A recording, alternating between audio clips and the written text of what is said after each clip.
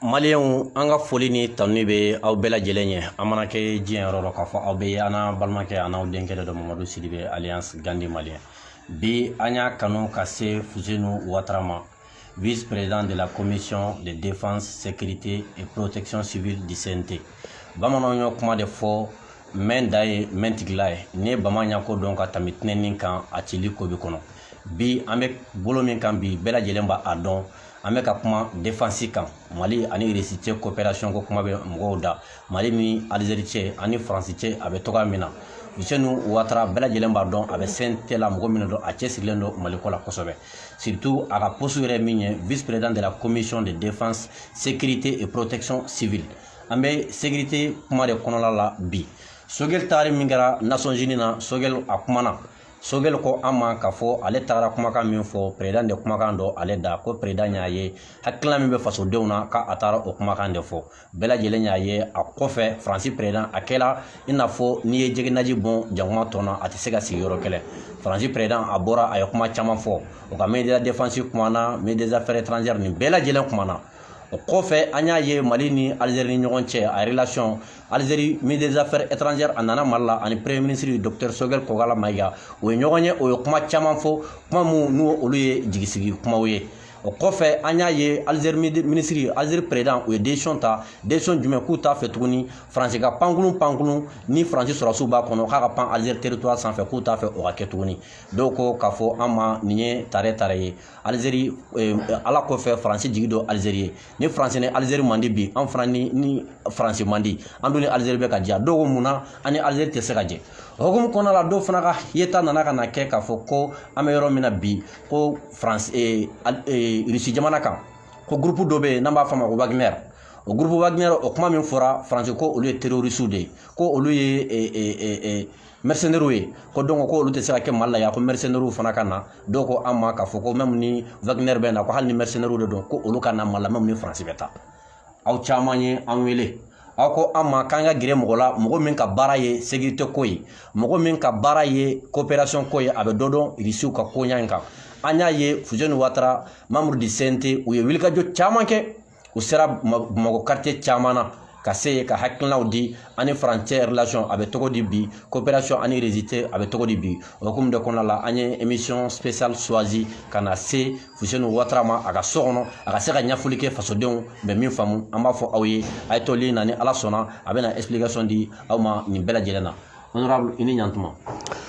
an bɛ Gandi Malien ni ɲantuma kɔri baasi la baasi foyi tɛ na folikan jumɛn de b'i bolo k'a lase an lamɛnbaga bɛɛ lajɛlen ma Mali kɔnɔ ani Mali kɔ kan n b'a dɔn n b'i yɛrɛ fo i ka cɛsiri la n bɛ Malien fo surtout Malien minnu bɛ extérieur la o caman bɛ to k'an wele voilà ne u ka faamu ne bolo degunnen tɛ fɛn fɛn wele n y'u bɛɛ ka wele jaabi voilà n ma se ka minnu jaabi n y'o écrit WhatsApp kan n ka foli b'u bɛɛ ye Malien minnu bɛ Mali kɔnɔ fana n ka foli b'u bɛɛ ye bibi in na Mali bɛ taabolo min kan bɛɛ ɲɛ b'a la ko fo n'i tɛ fɛ k'a ye sinon bɛɛ b'a dɔn kɔni Mali bɛ k'a yɛrɛ sɔrɔ voilà donc n bɛ bɛɛ fo voilà. D'accord honorable Sogɛl ka discours kɔfɛ Nations Unies na Faransi président a kumana a ko n'i y'a ye bi diɲɛmaa bɛ kuma gouvernement ko kan Mali la ko ala ni Faransi sababu ko ni Faransi tun tɛ ko bi yan y'a sɔrɔ ko terroristes sera fo Bamakɔ yan a kumakan a ye fasoden dɔw tɔɔrɔ kosɛbɛ dɔw ko a m'a fɔ Sogɛl ma a y'a fɔ Mali yɛrɛ de ma Faransi président ka nin kumakan in e ka yeta jumɛn de ye nin kumakan in na ni kumakan kɔni ye mɔgɔ basigilen ka kuma tɛ nin ye quoi parce que mɔgɔ a bɛ fɔ tuma dɔ la ko n'i bɛ kuma k'i nɛ munumunu siɲɛ 7 n'an y'a nɛ munumunu siɲɛ 7 an ka segin an kɔ bani siɲɛ joli Faransi donna gɛlɛya la Alimanw ye Faransi minɛ guerre 14-18 ani 39-45 39-45 n ko o daminɛ n ko Faransi kun minɛna voilà de Gaulle yɛrɛ nana farafinna yan même Faransi capitale a tun y'a transporter ka taa n'a ye Congo Français u ka trésor ni mɔgɔ t'a kalama stanu ni fɛn bɛɛ a bɛɛ dépôt tun bɛ k'a yan donc an farafin de Gaulle nana makasikan ne ye ko an ka taa ka Faransi bɔ bolo la malien soudanais mun sara la parce que o tuma an kun ye Sudan ye ani africain mun sara la a tɛ se ka compter ka ban donc sanni ale ka kuma fɔlɔ a kun bɛ miiri kunun na mais comme denmisɛnnin don voilà n'i yɛrɛ y'a ye a bɛ kuma tuma dɔ a yɛrɛ ma a t'a miiri kosɛbɛ. donc e b'a fɛ k'a fɔ ko ni Mali fana tun tɛ Faransi fana tun tɛ kɛ bi i b'a fɛ k'o de fɔ. a kun tɛ kɛ yen kɛ n y'a ye Faransi bɔra jɔnya bolo la Faransɛw yɛrɛ tɛ o voilà n ko tirailleurs sénégalais de ye kɛlɛ kɛ ani Américains ani Russiw ka Faransi bɔ jɔnya bolo la donc a k'a dɔn k'a fɔ tuma dɔ gɛlɛya bɛ se ka k'i kan mɔgɔ bɛ se ka na bi i ka dugu kan k'a minɛ mais a bɛ to a bolo a tɛ to a bolo même olu bɛ mun fɔ ko na tuma in na u welela ka na k'u k'an dɛmɛ sanfɛ kɛlɛ dɔrɔn na mais o y'a fɔ cogoya min na est ce que olu delila k'a yira k'a fɔ ko o ɲɔgɔn jɛkuluba tun bɛ yen djihadiste ni fɛnw na k'a fɔ k'u tun bɛ se ka même ka Segu minɛ kuma tɛ Bamakɔ ma parce que an ka cɛbalenw de ye riposte kɛ o même ka taa ko fɔ Gawo an ka cɛbalenw de ye riposte kɛ donc u nana dɔrɔn comme média caman b'u bolo ka kuma in fɛn dɔrɔn k'a fɔ ko Bamakɔ tun bɛna minɛ mais n'i y'a jateminɛ comme an ka baara dɔ fana ye jateminɛ nin kun ye scénario de a kun préparelen don depuis longtemps parce que tuma min na djihadistes nana tuma la maramafɛn dɔw tun bɛ yen mɔgɔ gansan n'i ma formation militaire kɛ i tɛ se k'a tirer tu vois donc au début minnu tun bɛ ka mugu ci an ka mɔgɔw la ne b'a fɔ n ko djihadistes tɛ Faransi ka mercenaires de kun introduilen don Mali jamana kan tu vois même tuma min na an ka premier ministre kɔrɔlen Musa Mara talen Kidal a y'a yɛrɛ ye an ka bere rouge ni fɛnw u tun ye gouverneur ni fɛn bɛɛ minɛ yɔrɔnin kelen tout mais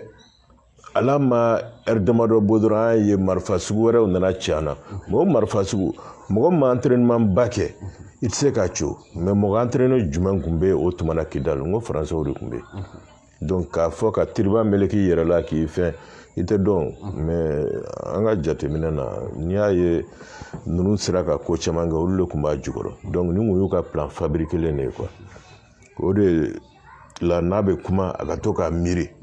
parce que n'a tora ka kuma sugu dɔ fɔ a fana bɛ an labɔ an fana bɛ se kuma la an fana bɛ ko caman ɲɛfɔ bi Faransɛw yɛrɛ a ka population mɔgɔw bɛna mɛn donc a ka to k'a miiri quoi n'a bɛ kuma a k'a miiri kunun na kunun mun kɛra ani bi a k'a miiri o la. d'accord honorable fasoden caman ka yeta ye bi ye k'a fɔ ko Faransi ye san 8 de kɛ ko taama mana sisi ma bɔ k'an ka ɲɛsin jamana wɛrɛ ma mɔgɔw ka yeta bɛnna jamana min kan o ye Misira jamana ye an y'a ye k'a fɔ ko groupe dɔ bɛ yen ko n'an b'a wele ko Wagner ko ani Wagner ka jɛ ka baara kɛ o kuma fɔlen Faransi ko Wagner k'olu ye mercenaires de ye ko Wagner tɛ se ka na Mali la yan ko olu to yan ko en même temps fana k'olu tɛ se ka taa. bon mɔgɔw ka ko kelen faamu diɲɛ kɔnɔ bi dugu caman bɛ kɛlɛ kɛ u bɛ société militaire privée de ta ka kɛlɛ kɛ bon n bɛ kuma nin tila 3 ye kuma fɔlɔ la i komi an ye Wagner fɔ tuma bɛɛ pour que mɔgɔw ka faamu Union soviétique cilen parce que Union soviétique u ka KGB bɛ n'i y'a fɔ KGB bɛɛ b'a dɔn mɔgɔ minnu bɛ KGB kalama bɛɛ b'a dɔn donc bataillon spécial de tun bɛ KGB kɔnɔ yen comme Assimi an ka président Assimi ale ka bataillon de spécial de forces armées sugu min b'a bolo o ɲɔgɔn de caman tun bɛ KGB kɔnɔ o bataillon kelen tun bɛ yen o lieutenant colonel dɔ tun b'o kunna o tɔgɔ ye ko Dimitri Utkin donc Union soviétique cilen olu découragera u démissionnera mais u démissionnera u y'u ka société créer a cɛ ka société yɛrɛ a taara créer Hong Kong de a m'a wele yɛrɛ Wagner a y'a wele de Slaviansky Corpus russikan de don ça veut dire que le corps des Slaves c'est-à-dire que le groupe des Slaves quoi n'i y'a traduit comme ça comme russiw yɛrɛ ye Slaves de donc olu ye contrat de kɛ ka taa Syrie ani dugu wɛrɛ la donc u tun bɛ raffinerie ni fɛnw de sécuriser ani transport de pétrole ni américains y'a essayé tuma min na ani français kelen ninnu ka tiɲɛli don Syrie ninnu fɔlɔ de ye Syrie gouvernement dɛmɛ k'i jɔ kɔrɔ sani russiw kana ka Syrie tɔ sécuriser donc ninnu ye gosili mun da américain ni français ka mercenaires minnu kun introduira mɔgɔw dɔw bɛ se kɛlɛ la kosɛbɛ de sinon après o kɔfɛ yɛrɛ u seginnen ka taa Russie la yɛrɛ pour dire que mercenaires tɛ Russie la parce que Russie la u ka code pénal bɛ yen article 218 c'est interdit u yɛrɛ kun y'u minɛ k'u datugu mun ma mais après u bɔra mais cɛ mun b'a ɲɛfɛ lieutenant colonel ni Dimitri Utkin ale de surnom ye Wagner ye sinon k'a fɔ k'a ka jɛkulu yɛrɛ tɔgɔ ye Wagner o tɛ ale surnom de ye Wagner u b'a fɔ ale ma de ko Wagner n'a ka cɛbalenw donc américains y'o mɛn comme américains kun t'a ka société yɛrɛ tɔgɔ dɔn u y'a bila u ka liste de sanctions kan en 2017 k'a fɔ ko société privée militaire Wagner k'u y'a sanctionné a tuma na Poutine yɛrɛ yɛlɛl'u la parce que Poutine ko ko mais Russie la société de droit russe tɛ yen mun enregistré don k'a tɔgɔ da Wagner a tɛ yen voilà donc u y'a faamu tuma min c'était trop tard bon journaliste y'o de ta comme o tɔgɔ de kun bɔra bon sisan français bɛ k'u ka communication kɛ n'o de a b'u kɔnɔ n'u bolila ka na fɔ ko mercenaires bɛna ani fɛn ninnu ko mɔgɔw bɛna ɲugun na parce que olu de ye propagande kɛ k'a fɔ ko mercenaires dɔw ye crime kɛ a bɛ tan ka sɔrɔ tiɲɛ foyi t'a la o ye kuma fɔlɔ ye filanan n'i ko mercenaire ye jɔn ye mɔgɔ min bɛ taa ka taa a yɛrɛ feere a ka faso kanu tɛ foyi tɛ ka taa a yɛrɛ feere dɔrɔn ka taa kɛlɛ kɛ mɔgɔ wɛrɛ ye mɔgɔ min bɛ wari d'a ma ka taa kɛlɛ kɛ ale ka sira tɛ fasoko la a ka sira tɛ hinɛ na a ka sira tɛ foyi la n'i y'o lajɛ o mɔgɔ sugu o bɛ sɔrɔ jɔnniw kɔnɔ an ka miiri histoire la français ka roi dɔ tun bɛ ko Louis Philippe en 1831 ale de ye légion étrangère créée France a sanna Suisse ka soldats ani Allemand ani fɛnw a y'o camanba de wele ka na français yɛrɛ tun tɛ don a la mɔgɔ minnu nana don a la mɔgɔ minnu tun ye criminel baw ye n'u tun bɛ fɛ ka échapper u ka dugu justice la olu de nana don légion nin kɔnɔ légion étrangère créera France tan de ko fo deuxième guerre mondiale tuma la u yɛrɛ tun dagalen tɛ ka kɛlɛ kɛ France territoire kan tu vois donc o kɔfɛ de yɛlɛmaw nana don a la sinon a kun dabɔra mercenaires dɔrɔn de kama même bi n'i taara français ka légion étrangère lajɛ i b'a sɔrɔ Russiw b'a la polonais b'a la maliens b'a la burkinabéw b'a la sénégalais b'a la mauritaniens b'a la o bɛ tɛmɛ mercenaires kan n ko o bɛ ka baara k'an fɛ yan sani u k'a fɔ dɔ ma mercenaires k'u yɛrɛ lajɛ fɔlɔ quoi voilà o ye ko sabanan ye o ko filanan ye ko sabanan ye jumɛn ye Mali pays indépendant de an y'olu wele cogo min na an bɛ se ka mɔgɔ wɛrɛ wele ten fana o kana an dɛmɛ voilà hɔrɔnya b'an yɛrɛ bolo parce que olu faransi filɛ nin ye n'olu ɲɛ gɔnna n'olu taara dɔ wele u tɛ Mali ɲininka o mais munna olu bɛ fɛ n'an bɛ fɛ ka ko dɔ kɛ ko f'an k'olu ɲininka jagoya la ne bɛ fɛ ka ale Macron ɲininka est ce que n'ale bɛ a ka ko kɛ faransi an b'an da don a la munna ale bɛ n'i da don a la ko f'a b'a fɔ k'ale bɛna leçon d'aw ma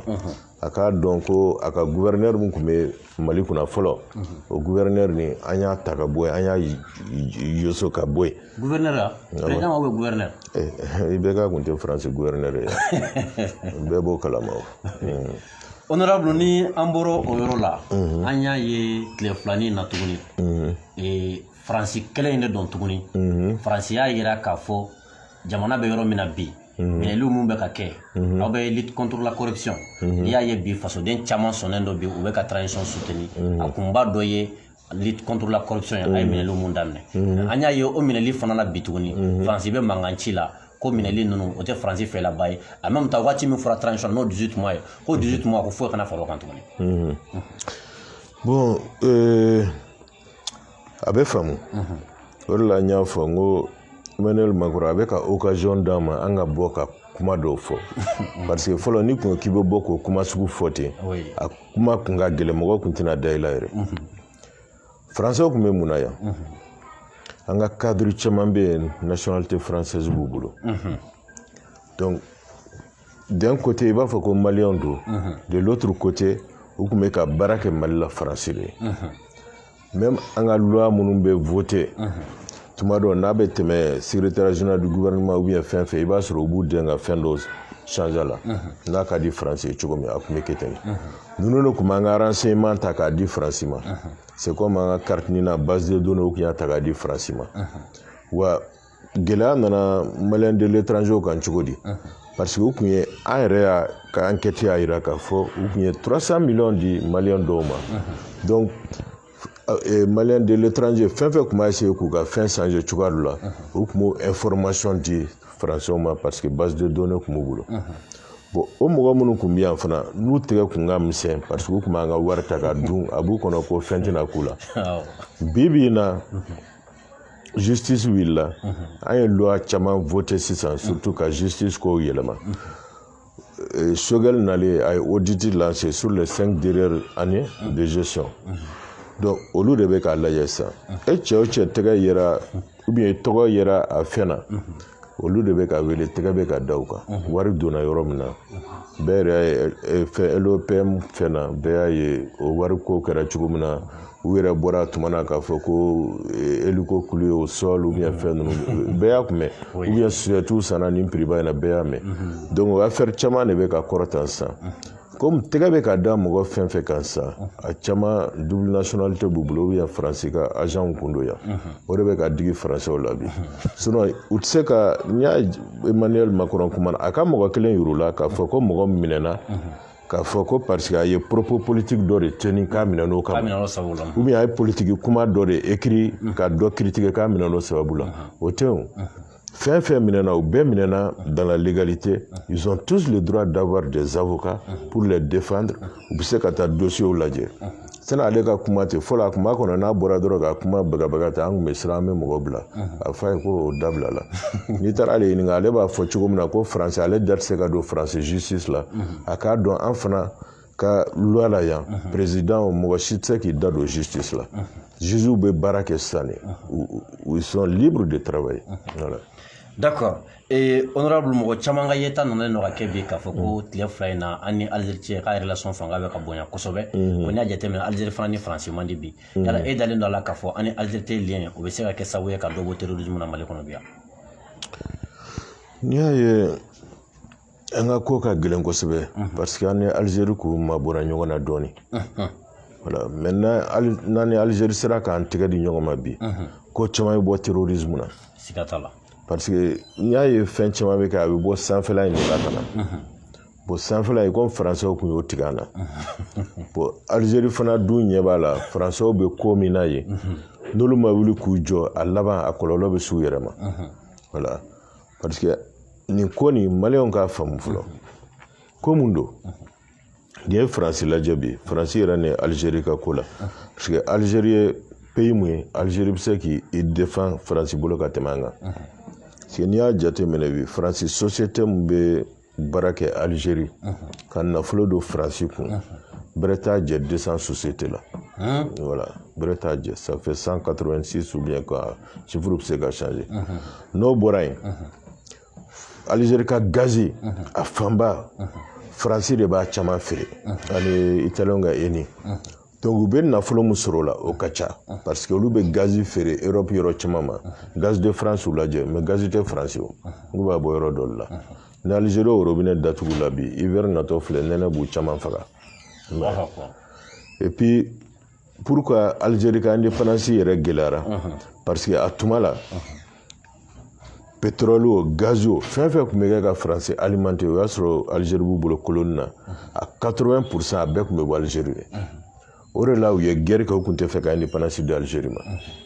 bon u ye sira ka sɔn indépendance ma tuma min na parce que Alpha Kitane ye réserve dɔ sɔrɔ Congo donc u y'u ka ko yɛlɛma Congo o sanfɛ tu vois pour que mɔgɔw k'a faamu même Congo filɛ ni français ka Alpha Kitane to yen n'i taara Paris bi taa quartier fɛn lajɛ u b'a fɔ quartier défense taa lajɛ kɛ a bɛɛ jɔra Congo ka pétrole wari de la mais san dɔw kɛra même Congo yɛrɛ u tun bɛ mun payer Congo budget la 12 000 francs CFA ko olu ma bénéfice kɛ parce que u tun bɛ Congo pétrole bɔ k'o feere Dachu la u yɛrɛ ma u ka société dɔ tun enregistré Belgique u tun b'o feere Dachu la u yɛrɛ ma o société de tun bɛ taa o pétrole feere bourse la donc bénéfice ba min tun bɛ réaliser o tun bɛ to Belgique ni fɛn na français yɛrɛ ka compte la le Congo n'avait rien o de la les Congolais souffraient parce que e yɛrɛ k'i miiri pétrole hakɛ min tun bɛ bɔ yen ko année kɔnɔ olu bɛ mun verser au trésor kɔnɔ 12 000 francs CFA bon n'i ye français m'o bɛɛ ɲɛfɔla mun na parce que bi u ka kelen ka nord ni k'an dɛsɛ ka taa Kidali ni fɛn ninnu na o ma kɛ ko wɛrɛ kama u nana u tun b'u ka prospection de la drone ninnu camanba bɛ wuli a kana jateminɛ appareil de b'a kɔnɔ pour des études géophysiques donc fɛn fɛn bɛ dugu jukɔrɔla la u y'a bɛɛ de étudier ka taa bombe bila yɔrɔ dɔw la pour que sanu yɛrɛ ka se ka poyi ka bɔ donc o nafolo nin o de y'u hakili fɛ u ka projet kun y'a ye mun ye ka essayer ka rébellion ni MLA ko o bila bolo la pour que ka se ka norme nana ye comme o ma ɲɛ u y'a essayer ka projet wɛrɛ de fɛn tugun ta mais u y'u to la dɔrɔn pap Asimi ninnu nana coup d'état kɛ o de y'u ka plan bɛ tiɲɛ tellement o barulu la plan wɛrɛ kun t'u bolo tugun parce que u kun sigilen tɛ n'a ye o de la u bɛ panpani na yɔrɔ bɛɛ la sisan donc u tɛ fɛ tugun Mali ka tila u la mais depuis a fɔra ko Rusiw bɛna dɔrɔn n'u yɛrɛ ye ne Rusiw nana parce que Rusiw fana possibilité b'olu bolo k'an ka sanu ni fɛn ninnu bɛ exploiter mais olu bɛna gagnant de tu vois olu bɛna de an ka contrat kɛ ni an y'a bɔ an ta ye mun nin ye a ta ye nin an bɛ bɛn a kan nin farasi dun tɛ fɛ k'o kɛ olu fɛ k'u ta kɛ ni keguya de k'a siɲɛ ka tila k'a fɔ k'olu bɛna an bolo la sɔn k'an dɛmɛ voilà ko bɛɛ bɛ yen nin gɛlɛya bɛɛ b'o o de kan u fan fɛ bi d'accord honorable an y'o fama n'o bɔra yen waati kelen min na Sogɛl a taara Nations Unies na kumakan fɔ jamana kɔnɔden fanba bɛ ka tɛgɛrɛ fa kun a y'a k'i ye jateminɛ Faransi i ye majugu wɛrɛ foyi y'a yɛrɛ la bi ni Sogɛl ni Asimi ni colonel Sadio Kamara tɛ waati kelen na Azizi ko kuma min fɔlen don politicien dɔw ko k'olu tɛ taa Azizi la ko ka sababu kɛ ko Sogɛl de bɛ ka organiser o waati kelen fana la mɔgɔw fana bɛ CNT kɔnɔ minnu fana bɛ mankan ci la ko fo Sogɛl de ka démissionner yala aw ka yeta jumɛn o la bi Sogɛl ka fanga bilali la bi bon n'i ye nin bɛɛ lamɛn quoi souvent i b'i yɛrɛ ɲininka ko maliyɛn minnu bɛ nin ko sugu la olu bɛ mun de nɔfɛ au juste tu vois parce que an bɛ gɛlɛya de kɔnɔ bi an bɛ kan k'an tɛgɛ di ɲɔgɔn ma bi n'i ye Nations Unies lajɛ fɔlɔ ka Sogɛl ka discours nin ta i b'a lamɛn siɲɛ 10 i b'a ye a ma Macron tɔgɔ fɔ a ma Florence Parly tɔgɔ fɔ a ma Jean-Yves Le Drian tɔgɔ fɔ wa a ma dɔgɔya se Faransi ma nɛni t'a kɔnɔ foyi t'a kɔnɔ mun b'a kɔnɔ dɔrɔn tiɲɛ k'a yira dɔrɔn k'a fɔ ninnu na tuma u kun y'a fɔ a tɛ mɛn yɛrɛ olu bɛ Mali bɔ bolo la mais u nana mɔgɔ ma mun jateminɛ fɔlɔ Faransi ye ko dɔ kɛ Mali la maliyɛn si man ka jɔ n'a ye ka jɛ n'a ye parce que Faransi nana o y'an ka constitution violée de façon flagrante Mali constitution na a fɔra jɛkulu si tɛ se ka maramafɛn ta surtout gɛrɛkɛ maramafɛn k'i armée n'a ye n'a bɔra Mali armée la constitution de y'o fɔ mɔgɔ si tɛ se k'o kɛ mais n'olu nana ka taa rebelle ta ka u armée an ka territoire kan ka sɔrɔ u ma a jɛ de l'an fɛ même n'u kun y'a jɛ de l'an fɛ an tɛ se k'o accord d'u ma parce que constitution b'a interdit mais Faransi y'o kɛ yan an ka politiciens ninnu minnu bɛ panpan na sisan u si ma kuma a dun kɛra k'olu de to fanga la o ye kelen ye CEDEAO y'a ye CEDEAO ma kuma Union africaine ya Union africaine ma kuma ONU fana ye ONU ma kuma n ko bɛɛ y'i ma kun a kan alors que o ye violation flagrante de Mali ka souveraineté u y'a violé de façon flagrante mais même o bɛɛ la an ko comme u nana k'u b'an dɛmɛ de an ye danaya da u kan k'u k'an dɛmɛ Sogɛl y'o de yira olu ka dɛmɛ plus temps bɛ ka taa plus an ka bana bɛ ka juguya de ni Mali yɔrɔ damadɔ de kun minɛna sisan Mali yɔrɔ camanba de minɛna o de la o constat kelen o fɔlen diɲɛ bɛɛ ɲɛna o de ma bɛn o ma mun na parce que san 7 ye san 9 ni olu dɔrɔn de tun bɛ kuma ONU na Mali tɔgɔ la donc du fait que olu ye san 7 ni san 8 nin kɛ nkalontigɛ la ye Mali premier ministre yɛrɛ taara pour la première fois ka bɔ ka kuma tiɲɛ da kɛnɛ kan o de ma bɛn o ma parce que voilà a y'u yira diɲɛ la de mais mɔgɔw k'a faamu ko pays européen caman tun bɛ yen olu tun bɛ ɲininkali la a mɛnna an yɛrɛw ka commission de restructuration ko munna Europe fana bɛ wariba don EITM fɛn in na ko normalement rapport ninnu na san tun b'a sɔrɔ 18 000 hommes bien formés o de tun kan ka kɛ Mali armée la mais k'u bɛ min parce que olu ka wari bɛ ka na u tɛ ka nɔ ye donc bi ni Sogɛl fana bɔra ka nin kuma fɔ pays européen caman bɛna Faransi ɲininka sisan a bɛ k'an don aventure jumɛn na parce que mɔgɔw k'a faamu bɛɛ sɔnnen tɛ Faransi ye o bɛɛ sɔnnen t'u ye mais komi an yɛrɛ tun tɛ ka kuma o de b'a kɛ sinon an kumanen sisan i m'a ye même u kungo k'u bɛ dɔ fara MINUSMA fɛn kan sisan irisi ni fɛnw ma sɔn mɔgɔ caman tun bɛ ɲininkali kɛ ko irisiw pourquoi fɔlɔ u tun bɛ voter ne fɛnw kɛra résolution kɛra u tun bɛ voter mais n'u ko k'u teri ye Mali ye ni Faransi nana résolution présenter ne Mali votera mais pourquoi u tɛ voter ni terikɛ kɔni votera fɛn i fana bɛ voter a yɛrɛ n'an kun y'a ban k'an tɛ voter a ye an kun b'a lajɛ n'u tun bɛ sɔn ou bien n'u tun tɛ sɔn parce que n'i yɛrɛ votera fɛn fɛn fɛn i teri o fana bɛ voter a yɛrɛ obligatoirement voilà mais Zeyim bɛɛ y'a ye Zeyim Mali kelen k'a fɔ ko non ko fɛn tɛ fara fɛn kan fɔlɔ MINUSMA contingent kan parce que an m'a ɲininka mais eux aussi ils se sont abstenus u ma sɔn ka voter a ye donc mɔgɔ ka o yɔrɔ ninnu faamu fɔlɔ an de tun tɛ kuma sisan le fait que un président sɔrɔ mun ye premier ministre ci ka taa kuma a tɔgɔ la o de ye nin ye donc minnu bɛ CNT ni mɔgɔ wɛrɛ minnu bɛ nin contre la o donna n y'a fɔ n'o y'a sɔrɔ Choguel tun taara kuma a yɛrɛ de tɔgɔ la depuis a ma tila kuma la Nations Unies la Asimi tun bɛ degré bɔ ka bɔ a nɔ la Asimi t'o cɛ ye k'i bɛ taa manamana ko k'a la donc o yɔrɔ bɛɛ la a tun b'a ta ka bɔ yen mais n'i y'a ye a tora yen ko f'a nana Asimi a reçoit parce que a taara Asimi ka ci de kɛ wa a y'a kɛ ka ɲɛ donc e bɛ se ka bɔ cogo di k'a fɔ ko e bɛ Asimi fɛ bon o ka ciden e bɛ bɔ k'o lagosi parce que a taara Asimi de ka ci kɛ donc n'i y'a lagosi sani k'a lagosi mun y'a ci o lagosi ne ye cɛ ye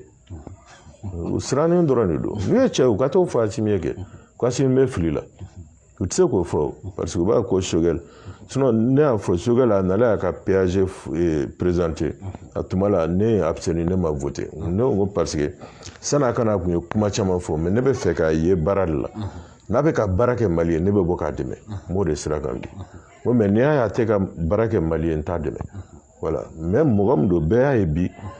a ɲinana a yɛrɛ kɔ a ɲinana a ka parti ni fɛn bɛɛ kɔ a bɛ ka Mali de ka kuma fɔ bi mais pourquoi an t'a dɛmɛ an kɔni b'a dɛmɛ. D'accord. Merci beaucoup, honorable. Honorable, ni façon in ta ka jateminɛ bi fasoden fanba y'a ye k'a fɔ transition bɛ ka baara min kɛ sisan tiɲɛ yɛrɛ la u ye baara caman kɛ iliko sana Gabriel Touré ni Ponjo olu équipera machine de dialyse nana an y'o bɛɛ lajɛlen ye fasoden dɔw bɔra k'a fɔ transition délai min dira n'o 18 mois ye ko ka dɔgɔ ko dɔ ka fara o kan an fa an'an ka sirifukɛ ani an mɔkɛ Asrafu Surafar le Sirif de Ɲoro ale kɔni kɛ bɔra juma juma a ka kutuba la a b'a fɔ ko dɔ ka fara transition kan ale yɛrɛ ye wagati yɛrɛ fɔ a ko mɔgɔw bɛ ka min fɔ ale kɔni kɛ ka jateminɛ la san 3 ka fara transition kan ka tila k'a fɔ sɛginɛ kalanden bɛ yɔrɔ o yɔrɔ mana kɛ diɲɛ yɔrɔ o yɔrɔ bɛɛ lajɛlen k'a ka hakilina yira a ye kumakan min fɔ ka wulikajɔw kɛ pour que dɔ bɛ se ka fara transition kan yala aw ka yeta ye o la jumɛn de bi an bɛ yɔrɔ min na sisan.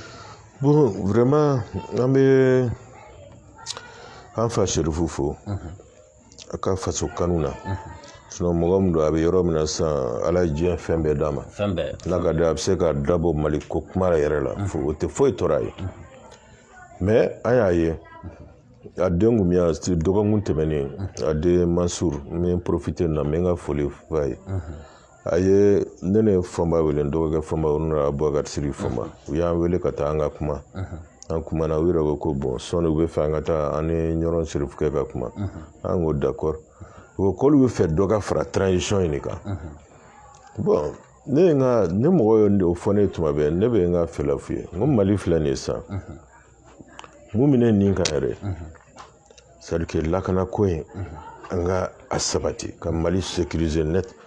minnu y'u ka yɔrɔw bila u ka se ka segin u ka yɔrɔw la fɛn fɛn b'a la an ka taa élection na sinikɛnɛ n'u bɛ se ka nin réaliser ou bien CEDEAO mun b'a kuma la ni fɛn ninnu mais u bɛɛ ka n'u fara Mali sɔrɔdasiw kan an ka nin bɛɛ réaliser sanni date ka se n'an sera k'o kɛ an ka taa élection na problème t'a la. mais n'a fɔra bi k'u ka taa campagne kɛ Koro Bandiagara Bankali est ce que u bɛ se ka taa. cɛ même ni ye Mali wari bɛɛ d'u ma ninnu tɛ taa. n b'o f'i ye même ni ye dɔw yɛrɛ bɛ yen n'u ɲininka k'u ka dugu ye jumɛn u b'a ko Bamakɔ kosɛbɛ matigi ɲina n'u ka yɔrɔ kɔ mais ne o la a programme ko ni fɛn ninnu parce que n'i ye mɔgɔ lajɛ quoi mun ne yɛrɛ tɔɔrɔ dɔw bɛ bɔ ils n'ont pas de vision pour le Mali aucune vision du futur comment construire l'avenir du Mali a tout ɲɛsira la mun b'o ɲɛsira la dɔrɔn élection ni olu da bɔra fɛn mun na dɛ ko fɔ kɔngɔ de b'u la dɔrɔn u bɛna o kuma de la quoi tu vois. Mais est-ce que caman fana ta tɛ élection ka kɛ pour que militaire ninnu ka bɔ pour que u ka échapper justice ma parce que u bɛ ka siran a ka fanga ɲɛ bi kosɛbɛ dɛ. Bon n'i ye a lajɛ olu tun ye faso organiba k'u kulonkɛ fɛn cogo min na u bɛ faamu mais an bɛ ka fɛnw bila sen kan cogo min na même les militaires taara sa u caman kisili ka gɛlɛn dɛ parce que Mali mais maliyɛnw ɲɛ yɛlɛla o non siga t'a la même les militaires bɔra yen maliyɛnw yɛrɛ tɛna sɔn bi tugun tu vois k'a fɔ k'i bɛna wari suɲɛ ka tila ka t'u bolo la sɔn an tɛna sɔn tugun voilà parce que an yɛrɛ y'a ye mɔgɔ min kun i bɛ taa don parti ba ninnu dɔ la dɔrɔn paf i kɛra nin ye dɔrɔmɛ kun tɛ kun sini an ɲɛ b'a la e taara so san Canada i bɛ taa so san Paris i bɛ mobili baw kɔnɔ yan mais i y'a wari bɔ min parce que jeunes bi yan olu de kɛ ka wari kɛ ka fɛn dɔ réaliser o ka se ka baara sɔrɔ e kelen bɛ k'o wari ta après i b'u bolo la sɔn 2000 francs 3000 francs mais i bɛ k'u ka avenir dɔ bɔgɔ de la olu dɔrɔn ka avenir tɛ dɛ i bɛ ka Mali de affaiblir n'i y'a ye bi dugu dɔw bɛ yen o fɛn dɔw tɔgɔ di homme politique dɔw bɛ bɔ k'a fɔ k'u bɛ kuma sugu dɔ fɔ Mali ma parce que an yɛrɛ de Mali affaibli trop on a trop affaibli le Mali sinon wagati bɛ yen sous région na pays caman bɛ yen u tun tɛ sɔn k'a fɔ k'u bɛ bɔ ka Mali politique ko k'u da don a la yɛrɛ mais bi u bɛɛ bɛ k'u da don a la maloya don quoi. D'accord honorable ka foli ka laban ni ka wele ka laban kala se maliyɛndenw. An ka fɔ kuma kuncɛ kuma n dɔgɔkɛ Abubakar Siriki Fɔnba ko kuma laban tɛ k'a kana to k'o fɔ quoi. Ayiwa ne bɛ aw fo a ka fasojɔ la vraiment Gani Maliyɛn kɔni an b'i ka page suit depuis longtemps voilà ani Malaisie n bɛ aw bɛɛ fo aw bɛ mɔgɔw kunnafoni parce que fɔlɔ information de tun bɛ mɔgɔw jɛ bi ni information dira mɔgɔw ma bɛɛ k'a dɔn mɔgɔ min ye mɔgɔ min ye ko minnu bɛ ka kɛ bɛɛ ka bɔ a kalama ni information tora ka di ka ɲɛ ni Ala sɔnna fɔlɔfɔlɔ politique mɔgɔw tun bɛ kulonkɛ Mali la cogo min o tɛna kɛ tugun ne b'a fɔ maliyɛn jeunes ye surtout u bɛɛ k'u cɛsiri avenir olu de ta ye u kana sɔn dɔw ka condition dɔ créer pour que k'u bila dans des conditions de mendicité u kana sɔn ils ont le droit ka bɔ ka demander baara ka créer ka d'u ma a tɔgɔ centre de formation ka créer pour que k'u réorienter parce que condition créera ta u caman taara gestion des ressources humaines ou bien droit ou bien fɛn ninnu o débouché caman tɛ yen bi au contraire on a besoin des gens dans le domaine technique donc u caman k'u jija ka taa o formation ninnu kɛ pour ka demander état k'o condition créer ne yɛrɛ kɔni bolo o de kan ne b'o appel le lancer jeunes ma u ka demander u k'u sen don Maliko la mɔgɔ kan'u décourager u k'u kɔ don Maliko la mɔgɔ i kan ka k'i faso fɛ n b'a fɔ fana a tɔɲɔgɔn journalistes ye qu'ils soient beaucoup plus actifs u ka kɛ analytiques ye u ka ko analyser k'a dɔn ko Faransi journalistes t'u ɲɛ foyi la olu bɛ information kɛ cogo min na c'est-à-dire que psychologie manipulatrice u bɛ information manipulation minnu de information kɔnɔ n'a nana a de kan ka analyser ko o kisɛw bɔ ɲɔgɔn na ka se k'a ɲɛfɔ maliyɛnw ye ko ɲuman an k'a dɔn ni information fɛn ma bɔ an ka autorités fanfɛla la an gouvernement fanfɛla la an kana da la ten parce que n bɛ mɔgɔw fana faamu fɔlɔ an ka autorités tun tɛ kuma u tun bɛ t'u ka kuma fɔ kɔfɛ de k'an ka journalistes to yen ka taa ɲɛfɔ France Inter ou bien fɛn journalistes minɛ donc n bɛ autorités fana demander bi u ka priorité di an ka journalistes de ma s'il y a des informations an ka journalistes de kan ka primauté sɔrɔ a ka fɔ aw fɔlɔ de a de kan ka ɲɛfɔ tɔw ye tɔw bɛna taa aw de bolo o ka fisa a bɛ Mali la yan olu bɛ taa information fɔ kɔfɛ de interview di kɔfɛ a bɛ tila ka n'o commenter donc n bɛ an ka journalistes deli qu'ils soient beaucoup plus actifs beaucoup plus patriotes caman b'a b'aw la n bɛ aw bɛɛ fo wala an ka mɔgɔ minnu binna o don kunu Bangas yɔrɔ in na an bɛ tasi bila ka taa so u somɔgɔw ma ko Ala ka hinɛ u la Ala k'u bɛɛ dayɔrɔ sumaya voilà. Merci beaucoup honorable Fuseni Ouattara maliyɛnw an bɛ aw bɛɛ lajɛlen fo aw ka lamɛnliko ɲuman la k'a fɔ aw bɛɛ lajɛlen ye bin tun ye ani honorable Fuseni Ouattara ye